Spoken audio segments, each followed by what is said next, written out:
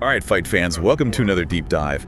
And today we're stepping into the ring for a matchup that's got the internet buzzing. Jackie Chan versus Bob Sapp. Yeah, this is it's a real clash of styles, you know, and we were talking about Jackie Chan, the legend, the master of agility and adapting, you know, using anything around him to his advantage. Right, exactly. Yeah. Up against Bob Sapp, the behemoth, the powerhouse, known for just unbelievable strength and a background in, you know, kickboxing and MMA. Right, it's a classic David and Goliath story, but with a martial arts twist, you know. Totally. So before we get into like how this fight might actually go down, let's just lay out the tail of the tape here for a second. Yes, yeah. So on one side of the ring, we've got Jackie Chan, and he's like, what, 5'9", maybe 5'10"? Yeah. 150 pounds soaking wet. Right, more of a welterweight. You know? Yeah, and then you've got Bob Sapp towering over him at like, what, 6'5", easy, maybe even taller, and like 300 pounds of solid muscle. 300 and something, yeah, true heavyweight. It's a massive size difference. Oh yeah, absolutely. But you know, the thing is, this fight wouldn't just be about size, you know.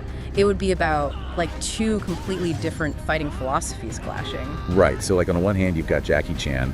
He's all about speed and fluidity, you know, like dodging and weaving and using his opponent's momentum against them. Yeah, like a willow tree bending in the wind, you know. Exactly. And then on the other side, you've got Bob Sapp, who's just like this battering ram, just pure power and aggression. Yeah, he's like a force of nature, you know. Okay, so let's try to picture how this fight might actually play out. Yeah. Like that first bell rings, the crowd is going wild. They're both in the ring, staring each other down. Oh man, I think the atmosphere would be electric, you know. Right. Totally. So what happens? Does Sapp just come out swinging for the fences, trying to end it quickly? Oh, for sure, yeah. I think he'd try to land a knockout blow early, you know, like a big overhand right or something. But Jackie's not just going to stand there and take it right. No way. Jackie's way too quick and agile for that, you know. He'd be bobbing and leaving, slipping those punches, making Sapp miss, and tiring himself out. Like in Drunken Master, Yeah. where he's dodging all those attacks, making his opponents look silly. Exactly. Jackie would be all about using that drunken fist style, you know.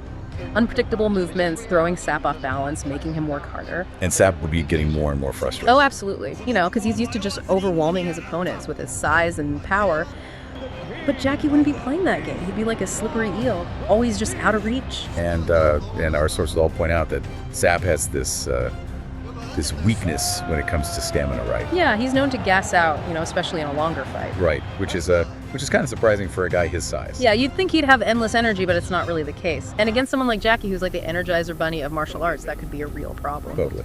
So as the fight goes on, Sapp's getting tired. His punches are getting slower and sloppier. And Jackie's still fresh, still moving, waiting for his moment.